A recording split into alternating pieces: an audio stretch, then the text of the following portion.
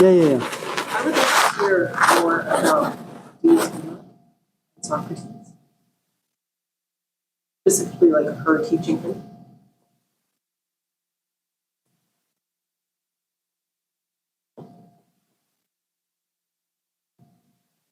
Okay, well, that's one topic. Anyone else? Cynthia? You think about free determinism? Believe that everything is determined by default and whatnot. Okay. Like everybody being everything that's determined. Okay. Good morning.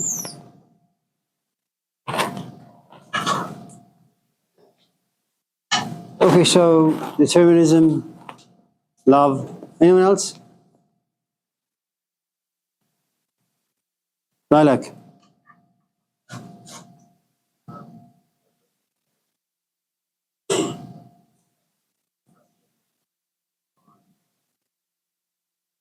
What is it about value allows us to ascribe value to ideas, service of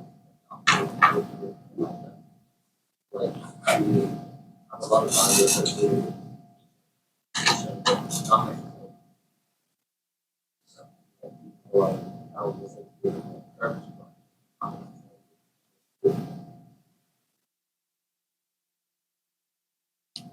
Ashley likes you. Not so much your question, she just likes you. But it was not a question. Yeah.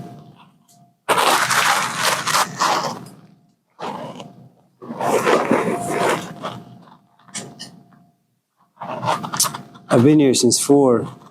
I'm not really in the mood. So any other questions or topics? I'm hoping that something out there will inspire me. Yeah. What kind of tea are you It's dark, bleak, Persian tea that ruins your mood. Sugar, white, I'm black.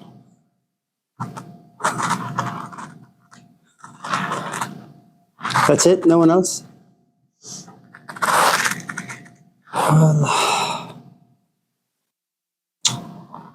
So determinism, Diotima and Socrates, and people and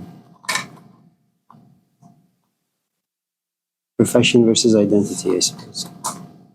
Antoine, anything? I'm going to ask you another question about having kids, if you're fine with that. Why are you stuck on that? My apologies. It's just a puzzle. Like having kids or being parent or? I guess that makes me think like when you think about nature versus nurture.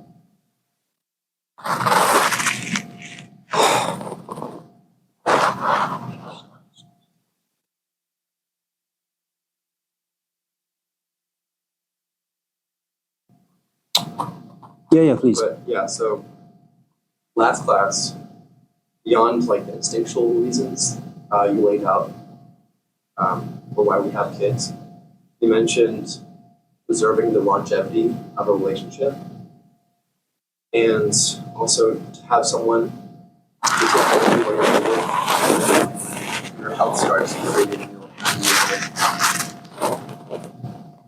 So these reasons seem like they're kind of self-interested. I guess I was wondering how to reconcile these reasons with the idea that using someone as a means to an end, or like the self-interest of a parent, that's like morally dubious.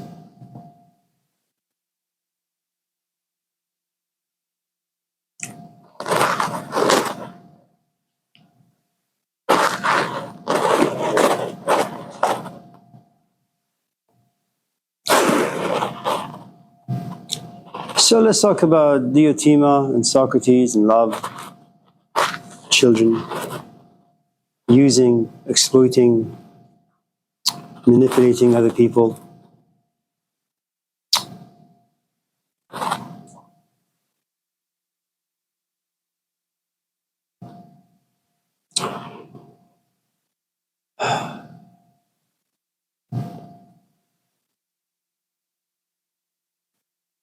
Can I tell the story? Kendra, forgive me. You've heard the story 1,000 times.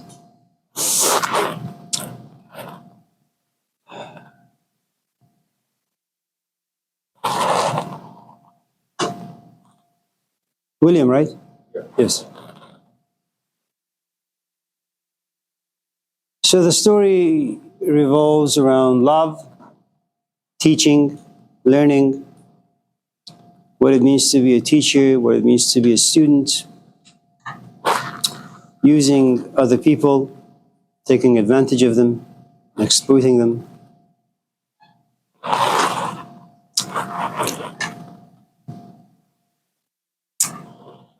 And then creating environments where you can socially, culturally exploit and manufacture people in the sense that you create emotions inside them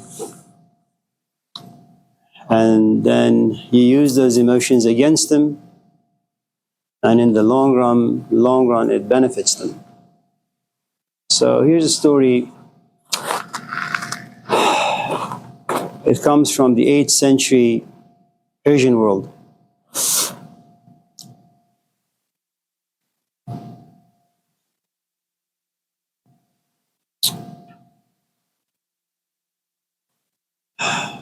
I don't really know what it means to teach anyone anything.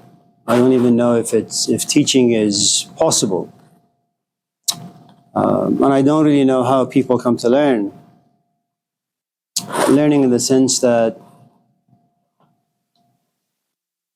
someone is able to get your attention, then hold your attention, where you become addicted to the very thing that brought this attentiveness to you. And then that attentiveness turns into this profound, intense volcano of a passion that becomes the very center of who and what you are, which we call love. And then you become intoxicated, or i.e. possessed, where you feel deeply, intensely, and someone gradually and cautiously guides those emotions into reflection. And then hopefully after many years, like a good bee, you sit somewhere and you produce honey, i.e. understanding. So all of it is a mystery to me. Kashun was a student some 10, 15 years ago. I had not seen him for almost a decade, and this morning there's a knock on my door, and I open and there he is. It's not so much seeing him that's interesting or exciting or inspiring, but rather, what drives a man or anyone to go and visit someone whom they haven't seen for 10, 15, 20 years? What history has been created inside them? What set of emotions have been created inside them? Why is it that despite all the things that come into our lives and are so easily forgotten, some things are bound to be remembered and not forgotten? I don't know. Why is it that despite, all these decades of history that we have, we only remember a few people: Gilgamesh, Malcolm X, Gandhi, Jesus, Muhammad, the Buddha, Lao Tzu, and the rest, nothing.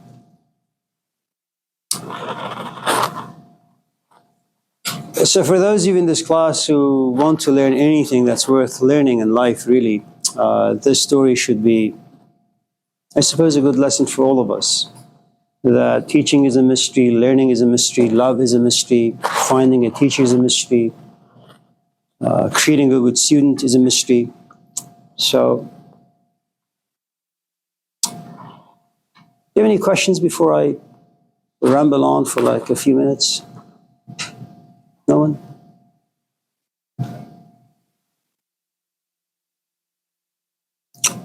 Robert. All right, so if you don't understand how someone is, why do you? What's your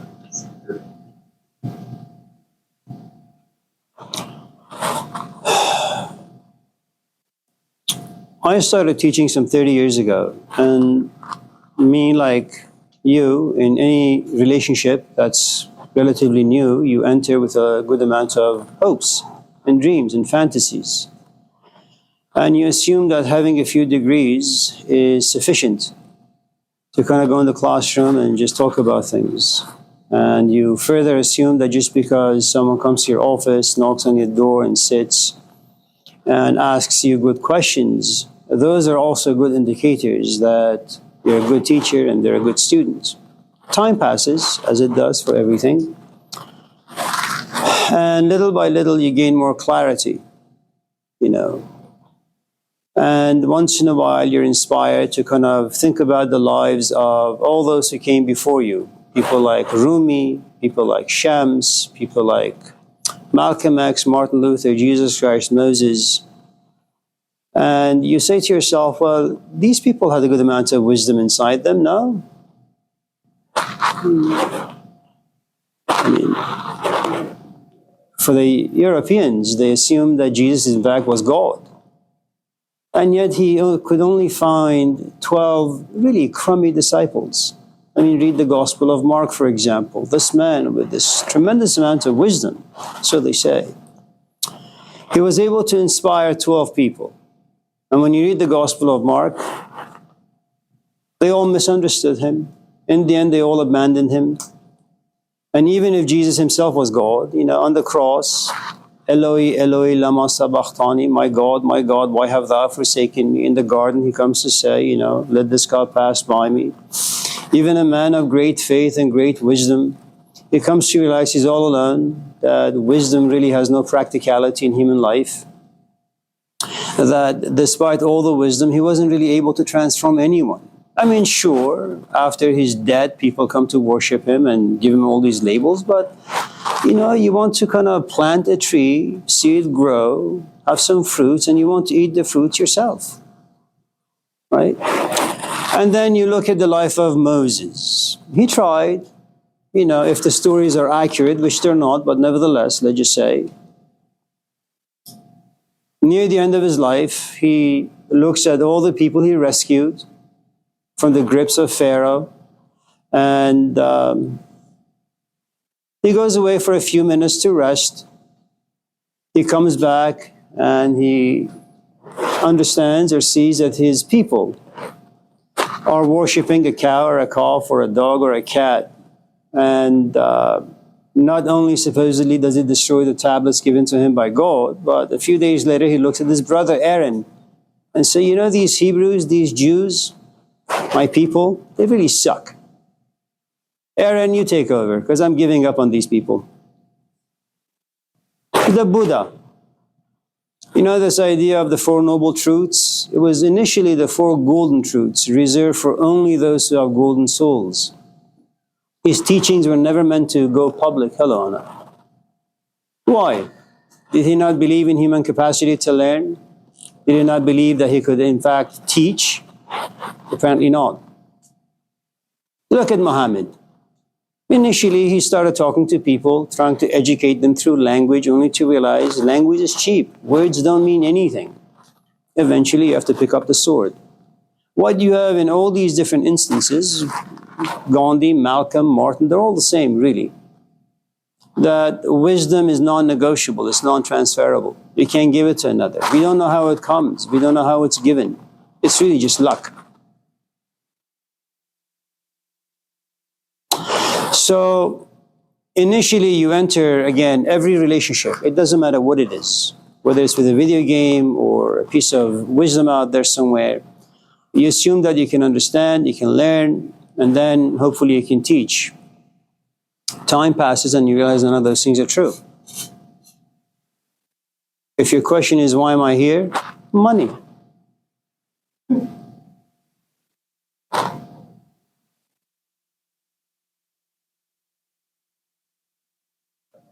Good job.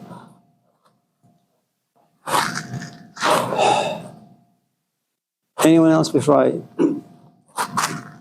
Jericho? Jaderio, sorry. Jaderio. It's all philosophers Greek. Oh, no. No? No, philosophers come in a variety of different shapes and forms. You know. Some Persians are just white Americans. And some Americans are just brown Persians. So, Yeah. All right. So there are two kids. And we're talking about the 8th century in the Middle East. Are you taking notes? I'm making things work. Whoa, whoa, whoa. I apologize for invading your space. Just It kidding. occurred to me that I don't remember a single thing you said in any class before this. So That's actually a really, really, really, really, really profound thing to say. You know, Ashley, I don't mean to digress, but there are different ways that people learn. I'm not talking about learning in this particular modality. The Hindus have this idea, they call it Upanishad. It is true that they have like 200 some plus books about this particular way to teach and to learn. But the crux of it is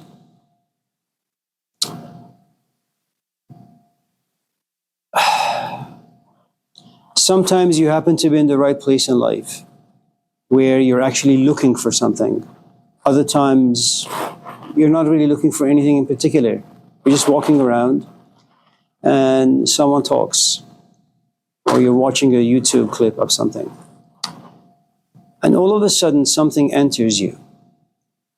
And remember what we talked about some days ago about things being like living organisms. And they're all fighting inside you. Whether it's an idea, whether it's human beings, it doesn't really matter. I mean, every piece of advertisement that enters you, it's fighting really, really hard to grab a space and to do whatever it can to expand that space. In other words, if I like you, if I'm attracted to you, and I realize that Antoine in the back is also attracted to you, I will manipulate the situation. I will exploit whatever way I can to make sure I gain most of your attention. And as I gain more attention from you, I occupy more space. And I'm hoping for one thing, that maybe 2 days from now, maybe 5 months from now, maybe 2 weeks from now, you will wake up at 3 in the morning to go to the bathroom and pee. And as you're peeing, and you're groggy, you're sleepy, you're exhausted, the first image that enters your mind is, I wonder what Amir is doing. And once you get to the point of infatuation, I have occupied a good amount of space inside you. But that's not enough for me. You know, lust and greed are wonderful things if you can use them the right way. Then I say, Ashley, well, why don't you come to my office a little bit? Stay there for 5-10 minutes. Let me make you a cup of coffee. And 5 minutes turns into 10 minutes, an hour. You know, it's like time and space don't exist. And all of a sudden you look at your watch, you say, oh my God, I gotta go pick up my kids. When were you supposed to pick them up? 10 hours ago. Now you're obsessed. And when you're obsessed, you're like completely intoxicated. And the next stage above that is just you're in love. Now that you're in love, you're like dough that you get from Market Hall or you get from Zachary's. You know, you can play with it, shape it in any way you want. Yeah. Make it like flat, you can make it deep dish, square, round, rectangular, it doesn't really matter. Then I will shape you. And depending on the depth of who and what I am, that shaping will either stay with you for 2 weeks, 3 weeks, 4 weeks, or you'll be like Kendra. Eventually you'll change your major from anthropology to humanities, you go get your master's degree and you begin to teach. And that will stay with you for the next 20, 30, 40, 50 years, as long as you're alive and have health.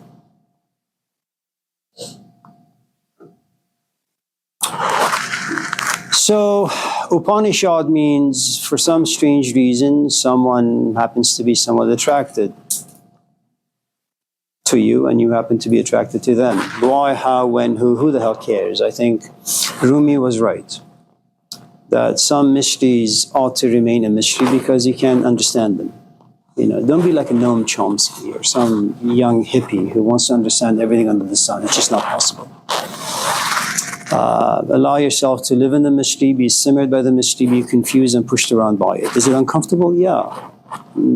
Does it once in a while give you a good amount of joy? Absolutely. Does it inspire you? Yes. Frighten you? Definitely. Does it turn your life upside down? Yeah.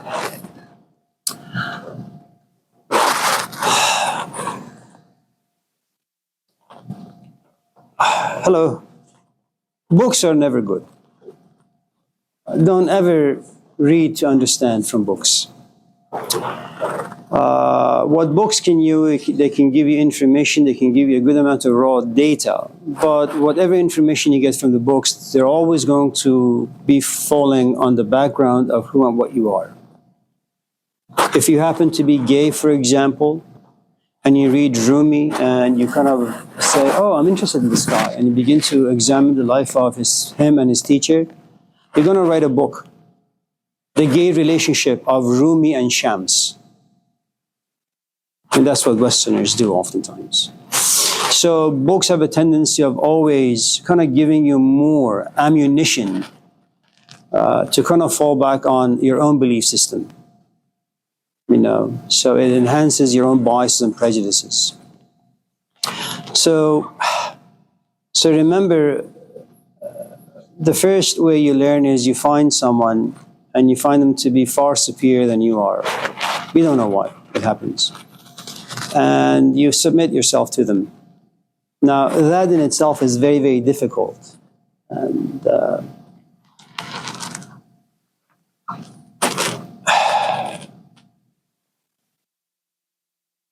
when Europeans went to certain parts of Africa and began to tell them that their tribal or cultural, philosophical, and religious traditions are no good, and they should adopt Christianity, well, what can a black person do? They have no power to overcome the might of these white Europeans. They say, okay, we'll become Christians. And every Christmas, what happens is they hang these tiny little images of Jesus Christ on tree branches, and they take a baseball bat to them. That though on the outside, on the surface, they are Christians, deep down, they're still profoundly African, and they attach themselves to their own religious traditions. Okay? So just because you force someone to change by force, by aggression, they will remain who they've always been on the inside. They only change on a very superficial level. So submission is going to be very, very, very tough. So even though you may be inspired for a moment, that inspiration will quickly evaporate. But the other way you learn is, I don't know, when you fall in love and you take your companion to the Rose Garden in Berkeley, where it overlooks the entire cosmos, and you sit there with a cup of coffee, and you look at her and you have nothing to say, and she looks at you and she has nothing to say to you either, but yet both of you are full of each other. That's called your Sabbath. You simply sit there, enjoying each other's company without saying anything. If I was to use hippie language or New Age language, I would say it's like a heart-to-heart relationship. And that's very, very difficult to find in a philosophical way.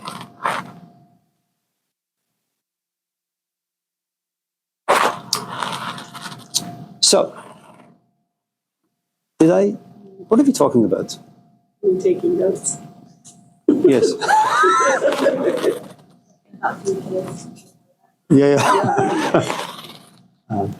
Yeah, but, you can do whatever. If taking notes will help you, take notes.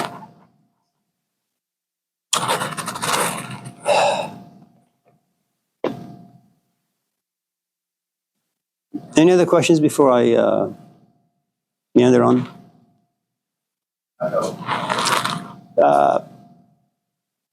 Joseph, that's right. Joseph. Joseph. Joseph, there is this great story in the Old Testament. You don't.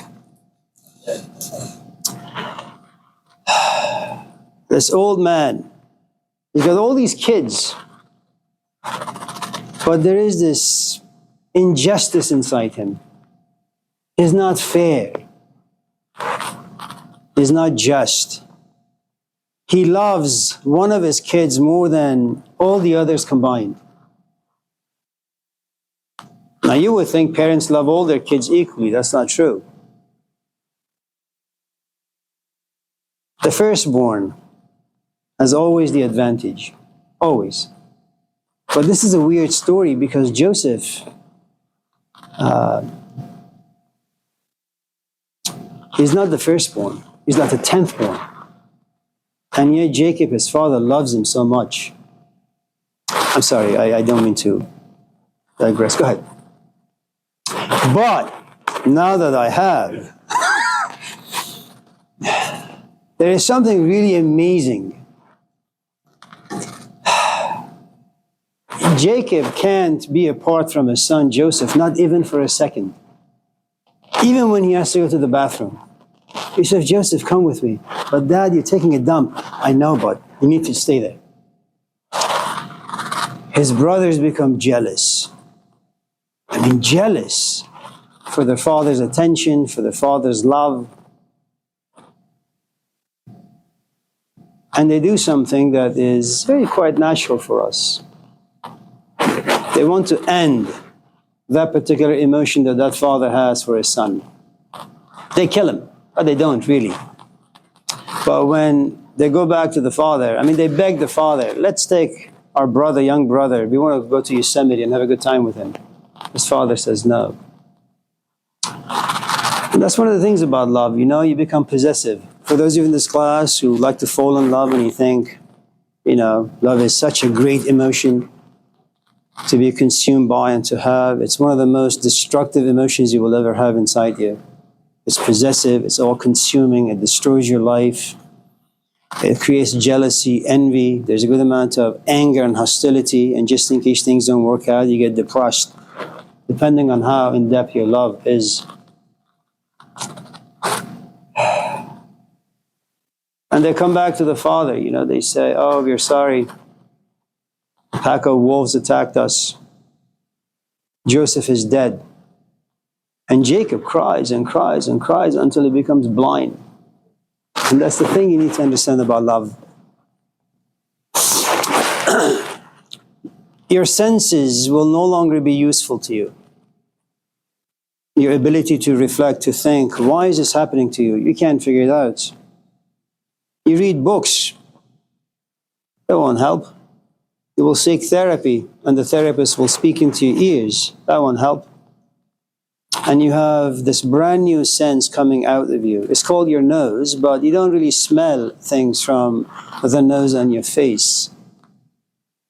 Anyways, so, I'm sorry, your question? But Joseph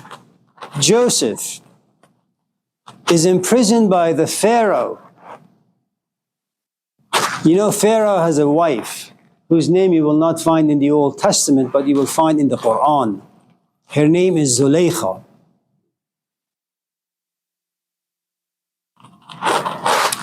Actually, here's this.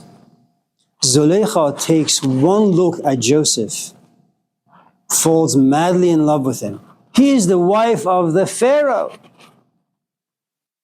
It only takes a look, a simple gaze, and she falls victim to him.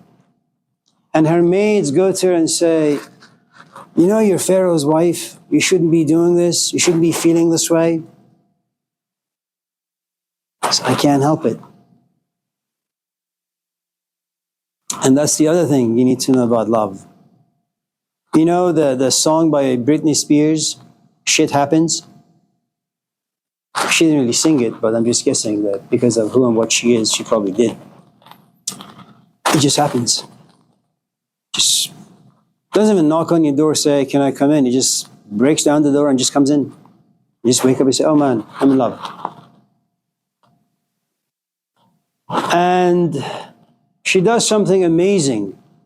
She brings all of her maids into the bedroom. And she says, I'm going to call Joseph into the bedroom. And I'm going to give each of you maids a knife, and an apple. As he comes in, just take one look at him and then go back peeling the apple. Get the skin off of the apple. They say, fine, easy enough. Joseph walks in. 10 minutes later, they look down and there is blood all over the floor. Joseph is so attractive, a nice looking guy, that people just forget everything about who and what they are. They can't even feel pain. And even if they do, Joseph is far too beautiful. See how much power he got?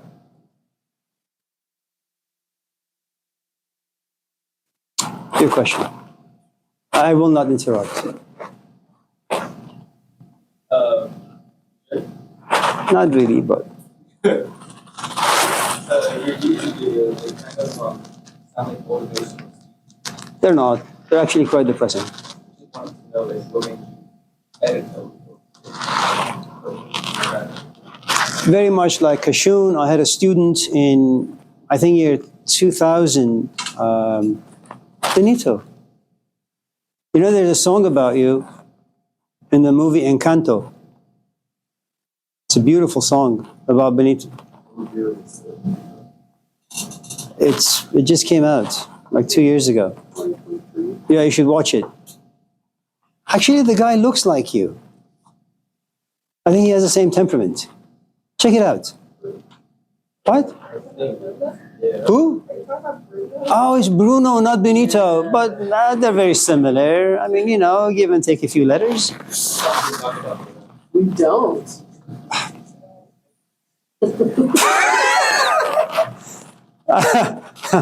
I know some of you signed up for this class hoping it'd be a real philosophy class. I apologize. Anyways, Joseph, I had a student, her name is Cassie Lipowitz. She's a funny little young woman. She was only 17. She liked the class. And so she went to school and got her PhD in philosophy, humanities, and religious studies. She used to teach for us, but now she's teaching elsewhere. She lives in Sacramento, husband and 2 kids, or I'm sorry, 1 kid, Layla. She comes over the house, you know, once a month or so.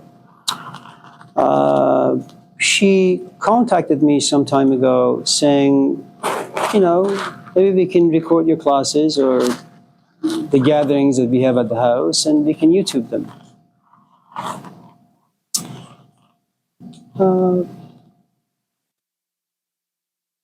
I gave it some thought. And I realized, yeah, it's a really good idea. But let me tell you the reasons behind it.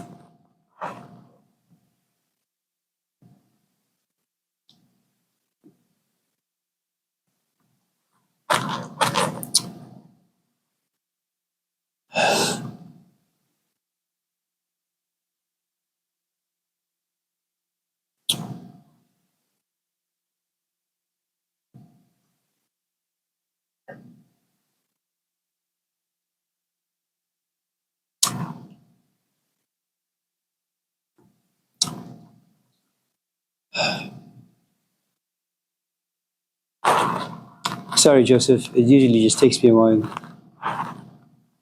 you have any questions while I warm up to that?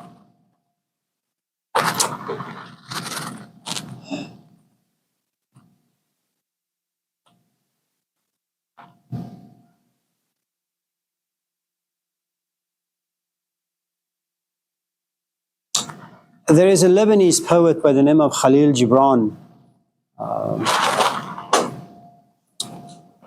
For those of you who don't know the work of this man, you should give him a try. He's really, really good. One of his most famous books is called The Prophet. Beautiful poetry. I don't know how he does it. He was a drunk. He died relatively young. I think he was 50 or so. He was a recluse in many ways. He had a great amount of attention because he was so exciting, inspiring to be around. very much like the Danish philosopher of the 19th century, Søren Kierkegaard. He would say, when I walk into any room, I become the sun. And all the people there begin to revolve around me because I'm so exciting. I make them think, I make them laugh, I make them cry. But Gibran came to realize that late at night, when everybody goes home, he goes home all by himself. There is this wonderful scene you will find in Symposium, a book written by Plato, that there is this guy who knocks on Plato's door at 4 in the morning. I mean, imagine the love and passion you have for your teacher to wake up so early to go pay him a visit. You knock on his door at 3 in the morning or 4 in the morning and you say, okay, Socrates, let's go out. I'd like to see you in action. And Socrates really has just one profession in life.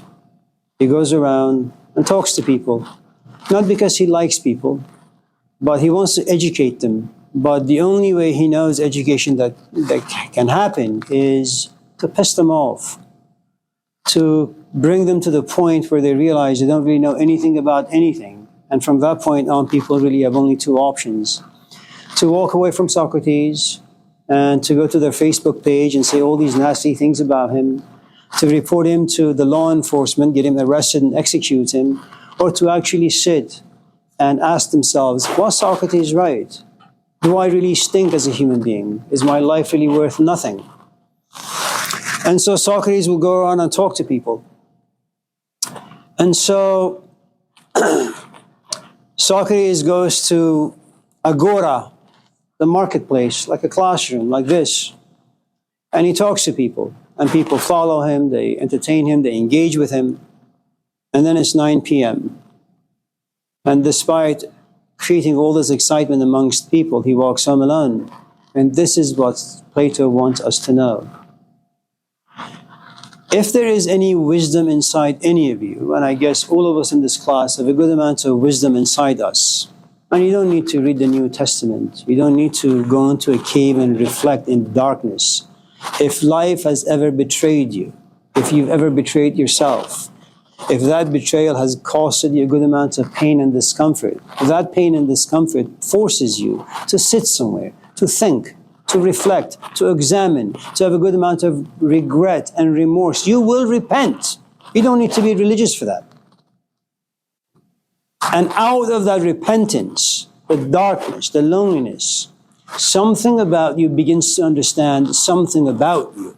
That's a good amount of wisdom. And you try to share that wisdom with other people, your parents, your girlfriend, your boyfriend, your dog, but you all of a sudden come to realize the limitations of language. And then you'll end up like this Austrian philosopher, mathematician, Ludwig Wittgenstein. All of human problems really has to do with our inability to express what lives inside us through language.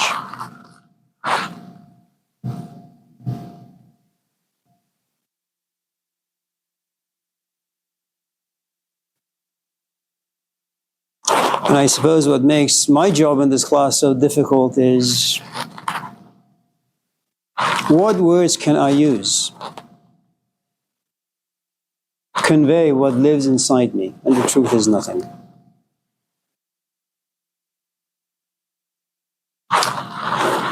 So, after giving Cassie's request some thought, I came to realize a few things. Mostly what Gibran had said. That there are some people who walk on the shore near the ocean, and the waves come, and they recede, they go back. And you look at their footprints, and it's not there.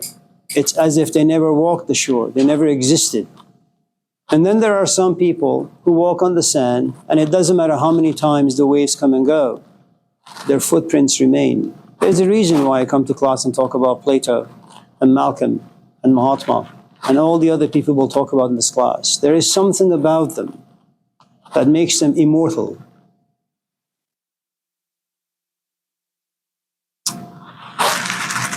I realize that when I die, there is a good chance that my wife will remarry.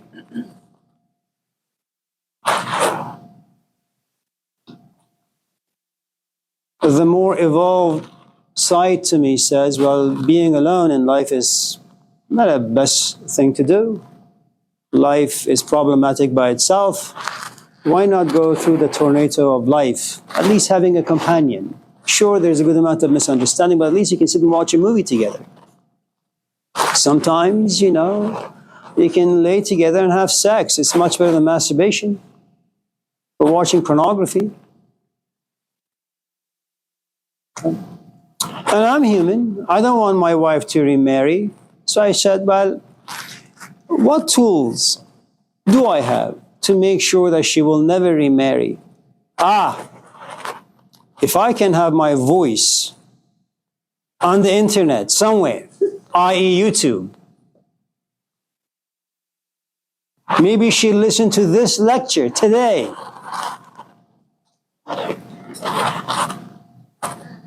And just before she goes into climax, she'll remember me. She says, oh, my husband who's now dead, how can I do this to him? She look at the guy and she says, get out of my house. I have become immortal. Look at all you kids.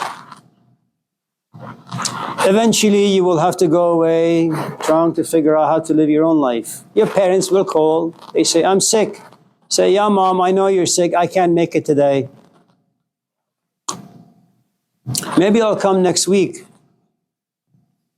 Maybe you will be like that novel that Albert Camus had written, The Plague. I'm sorry, not The Plague, but The Stranger, where the hero of the book, Meursault, comes to get a telegram, and he reads it. And it reads, Mother died. He says, I can't go to the funeral right now. I can't go to wash her body, to bury her. I don't have time. In fact, I haven't seen her for ages. So what? She's dead. Everybody dies.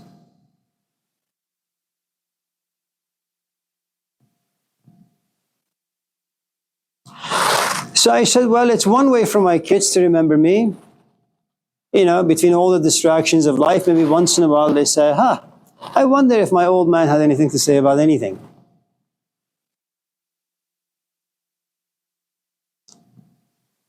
But more importantly, it was death.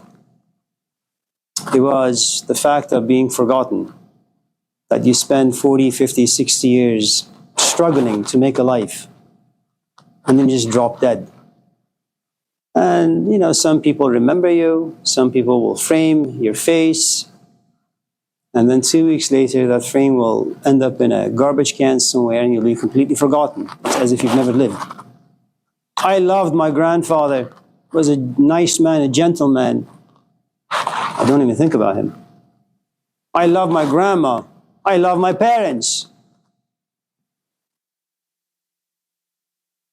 The fear of being forgotten.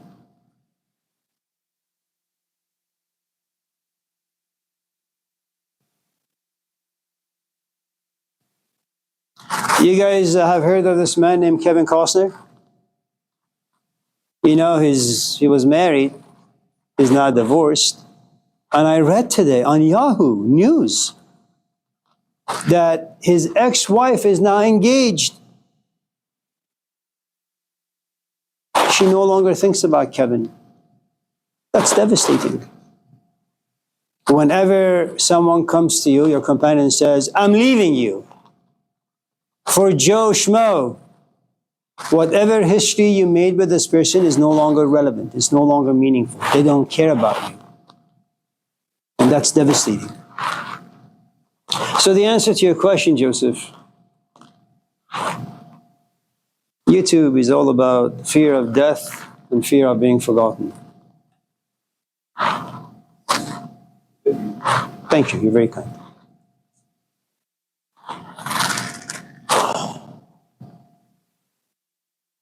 Justin.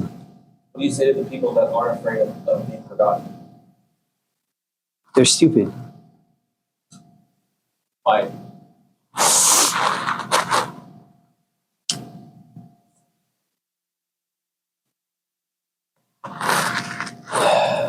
It takes a long time to accept your life.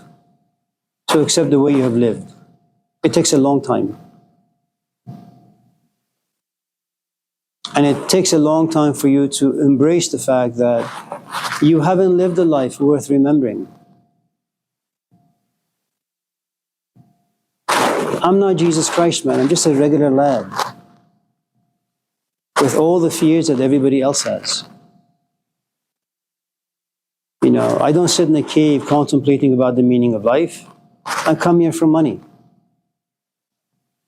The paycheck is the only driving force.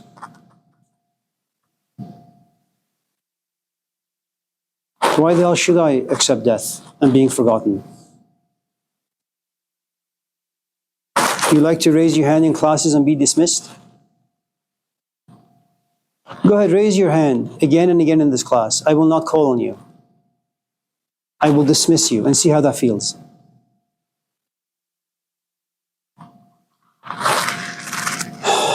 Skylar. Okay, well, I mean, I would just saying, like, if you're alive, that sucks to be forgotten. But if I'm dead, why should I care? Because we are future-oriented fucking animals. You're in this class for what? Because you want to graduate. You're always thinking about the future. You put stuff in your fridge, why? So you don't have to go to Safeway. You think about dinner tomorrow. You call your friends and you schedule like a gathering 2 weeks from now. We live in the future. Everything you do now is because of the future. And these hippie gurus you find on YouTube live in the present, be in the present, no past, no future. This is what just garbage Americans consume. And it's a good piece of advertisement because Americans, for the most part, are stupid, unreflective. They don't think about this stuff. You live for tomorrow. You're here because you want to graduate. You want to make your life better.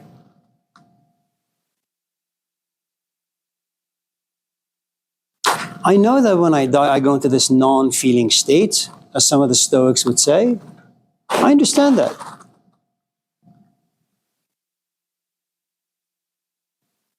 You know, there was this guy around the 15th century, Martin Luther, who created the Protestant Reformation to some extent, John Calvin. He has this idea of sudden death. That what if all of a sudden you just die?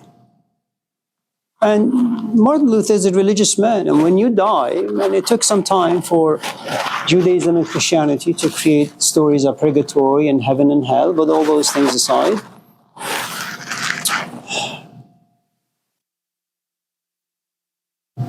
he would argue that all of a sudden you die, you find yourself in the presence of God, and God asks, well, what the hell were you doing just before you came to me? You say, oh God, well, I was watching porn. How's that going to make you feel? And one of the nice ideas about the concept of sudden death is that you should always be mindful, be aware, be awake, pay attention to what the hell you're doing, and make sure just in case you die, and there is a God, and He asks you, what were you doing just before you entered my domain? You say, I was reading the Bible. But the truth is, sudden death concept doesn't really apply to us. It's too much for us. You wouldn't be able to live life. There's a reason why greed exists. It exists in your DNA. Because we, as a sort of animals that we are, we've had such a difficult past. Coming here naked, there is no food, there is no shelter, there is no protection of any kind. You always know that there's some Godzilla out there trying to devour you. Some person from the other tribe is going to like bang your head to the wall. Fear is part of life. The fact that there could be an earthquake at any time, war at any time, someone can come and steal your companion any time. These are real facts of life. So lust and greed exist. Just in case someone comes and steals your fridge, well, you have an extra one in the garage.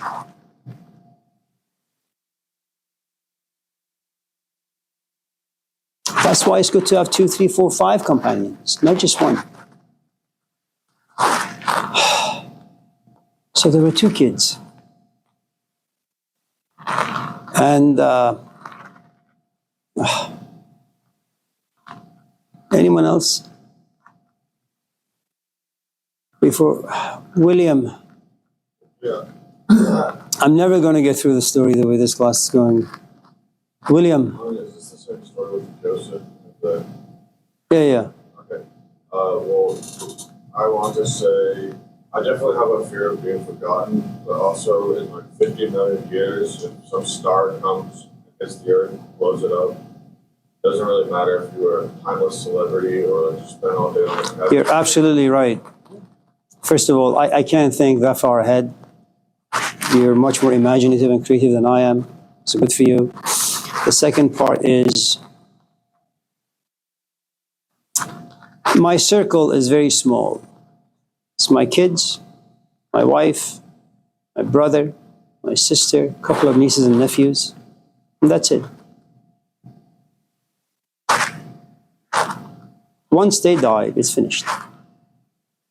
I don't give a shit if some Joe Schmo 10 years from now hears an audio and says, wow, it's irrelevant.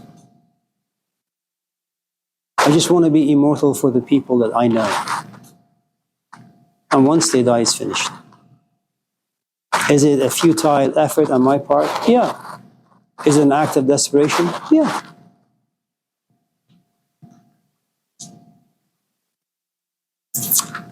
Yeah. Do you wish to have grandkids?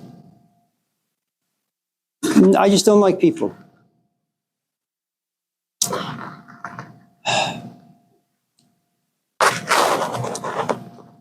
When I was sent to India at the age of 11, there was a reason.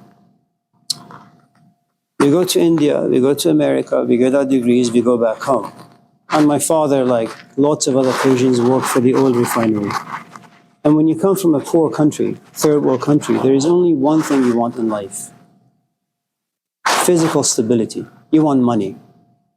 You don't need to pursue philosophy. You don't need to pursue religious studies. And there's a reason as to why.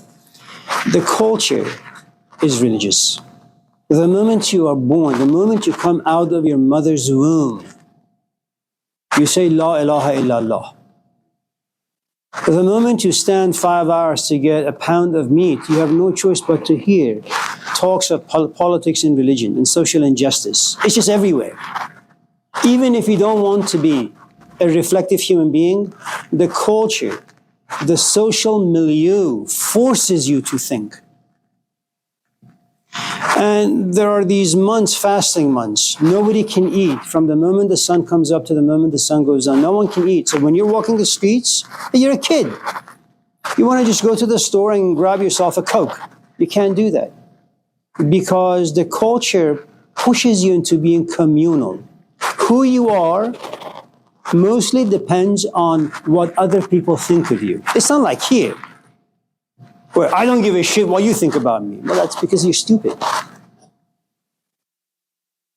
If I think very poorly of you, that's going to impact your grade. If I like you, even if you don't do work, I will pass you. You know. And there is another thing you need to consider about cultures that have been around for a long, long time. When you have been around for a long time, I mean 4,000, 5,000 years, what the hell do you do with the miseries of life? You use ideas as condoms to protect your emotions. When shit happens, what do you say? You don't say Donald Trump. You say it's the will of God. I mean, consider that beautiful scene, I think it's in the Gospel of Luke, where Jesus has been whipped in the courtyard. You know, he walks in and there he is, Pontius Pilate. And he says, well, you know, I have the power to kill you. And you know what Jesus says? You wouldn't have that power if that power was not given to you by God. That's how ancient cultures function. You know, things are destined. There is another force in control of everything that happens down here.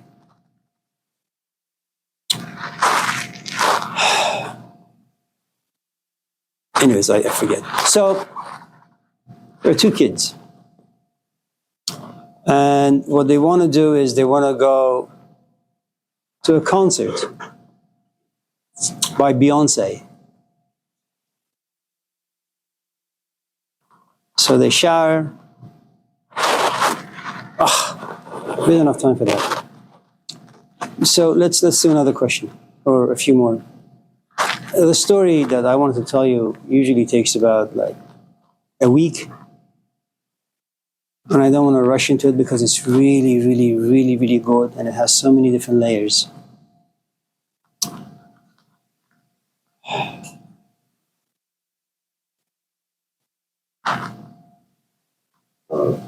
Are you theistic, atheistic, agnostic? Jeez.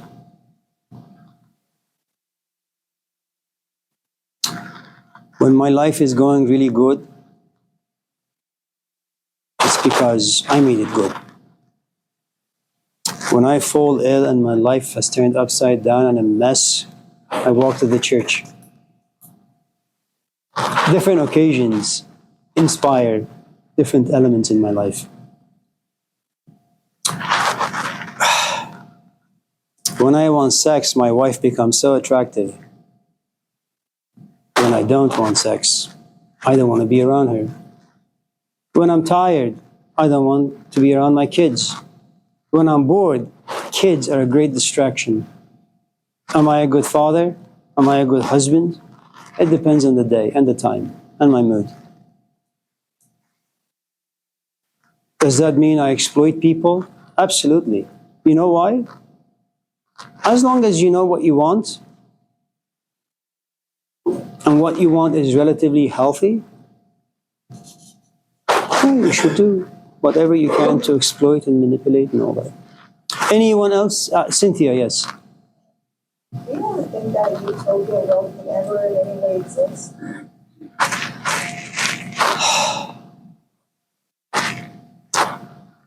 If you remove all the things that make us human, yes.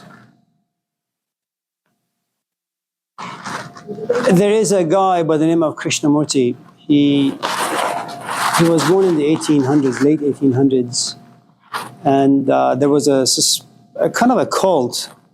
It was called Theosophical Society, and they had read the Bible, some of the Hindu and Buddhist scriptures, and they came to realize that every 2,000 years, there's going to be a Messiah.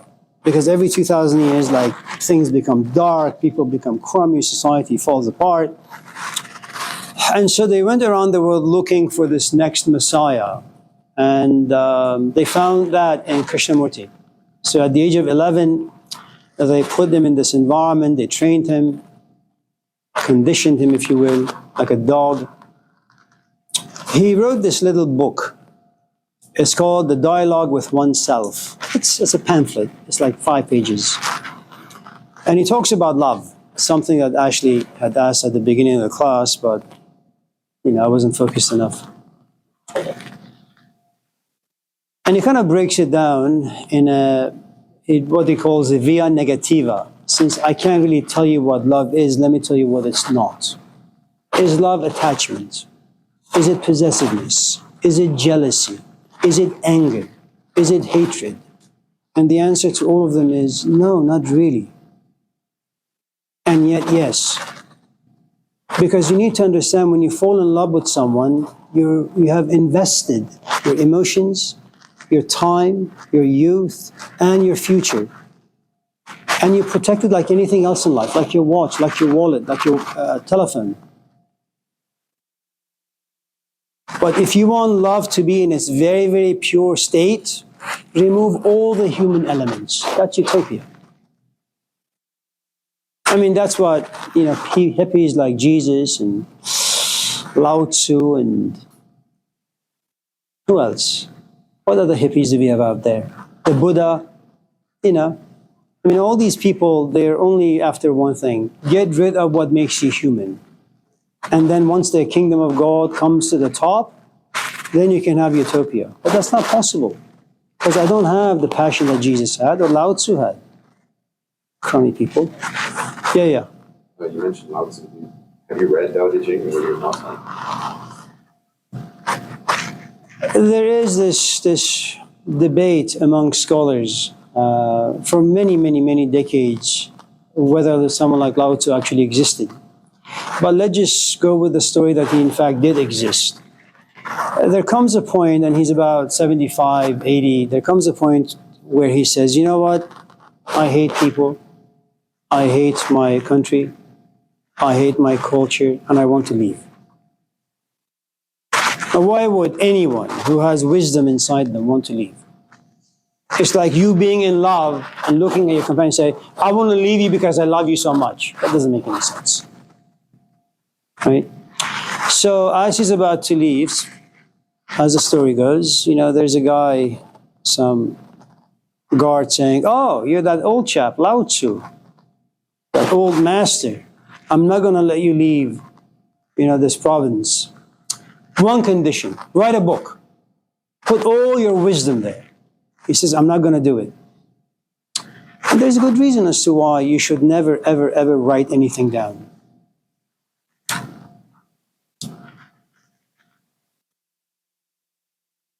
If you were to come to my office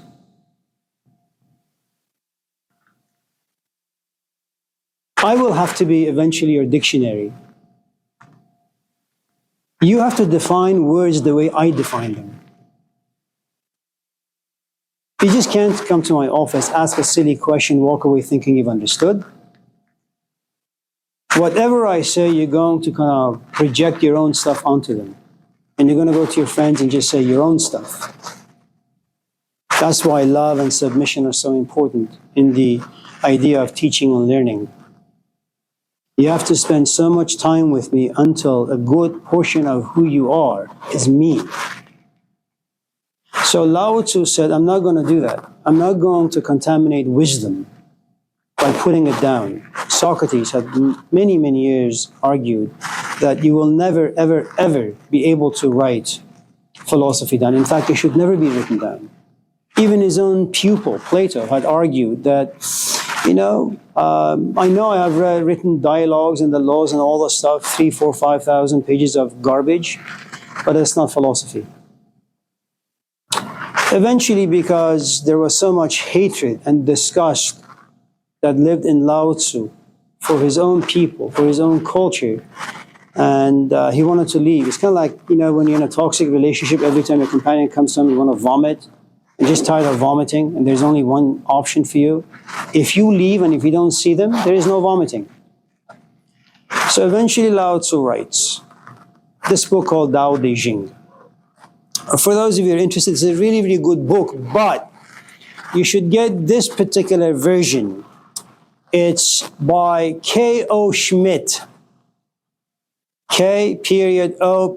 Schmidt. S.C. M.I.D.T. Only 500 copies were published. If you can find it, even if it's $50, $60, it'd be worth it because his commentary is really gold. It's beautiful. It has about 84 chapters. My recommendation to you would be this. I'll tell you this because my own teacher told me this some 40 years ago. A book without a teacher is useless. The Bible is a great book, but make sure that you are sitting with a great rabbi so he can interpret what that book is saying to you. Ashley, go ahead.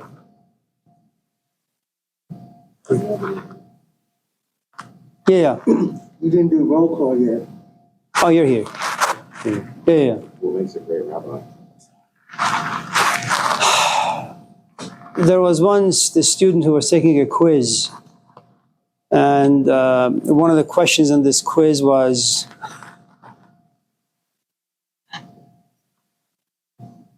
how do you cure rabies? And he responded by saying, because they're almost spelled the same, that rabies/rabbis, they're a Jewish priest and you can never cure them. That was meant to be a joke, funny, but since it wasn't. There are a few kind of rabbis.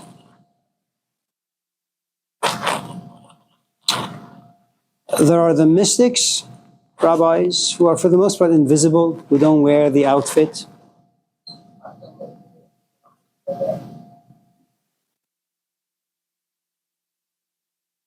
And there are the fake ones, who wear the outfit and have, act like clowns. Kind of like the priests and the imams. Anyone else before we go home? Yeah, Antoine. What And was then the name of the author of the Prophet? Khalil Gibran. Yeah, Khilil Gibran, Gibran. Benito.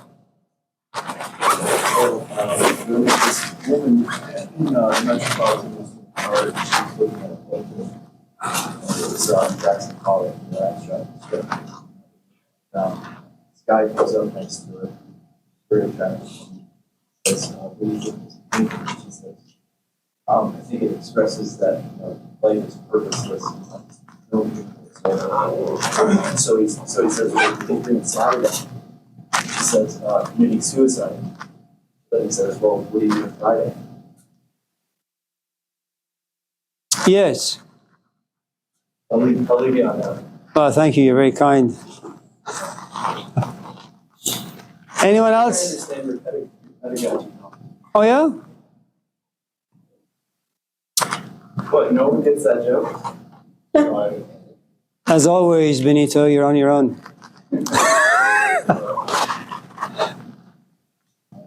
Well, listen, have a nice weekend. I know sometimes I say things that may kind of come off the wrong way. It's okay. Like all things under the sun, just pass by it. Anna, anything before we go? No, You sure? I think I had something, but I forgot it. All right. Thank you, Cynthia. My apologies. Take good care. Cavities. Thank you. Thank you. Good day. You too. Thank you.